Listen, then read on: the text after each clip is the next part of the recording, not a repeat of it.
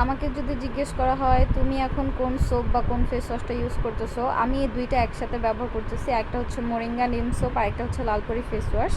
তো এইটা হচ্ছে আমি প্রতিদিন 2 বেলা মুখ ধুই আর ফেস ওয়াশ দিয়ে 1 বেলা মুখ ধুই, যেটা আমার অনেক ভালো লাগে। দেখতেই আসো খুশিতে আমি নাচানাচি করতেছি। এই যে দেখো আমার ইউজ করাটা একদম শেষ হয়ে গেছে। এই সাবানটা একবার মাখনের মতো নরম, কারণ এটার মধ্যে বিন্দু পরিমাণ কোনো ক্ষার ইউজ করা হয়নি, 1%ও এটার মধ্যে কোনো ক্ষার নাই। এটা হচ্ছে তোমার 12 ধরনের হার্বাল ফর্মুলা তৈরি, গাছের লতা পাতা দিয়ে তৈরি এবং স্যালাসিক দিয়ে এটা তৈরি, যেটা একনি দূর করতে অনেক বেশি হেল্পফুল।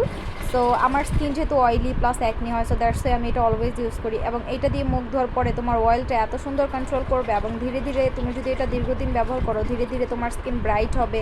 এবং এইটা দিলে কিন্তু তোমার স্কিনের যে অয়েলটা এটা একবারে চলে যাবে, ধীরে ধীরে তোমার স্কিনটা কম্বিনেশন স্কিন অথবা ড্রাই স্কিনে পরিণত হবে।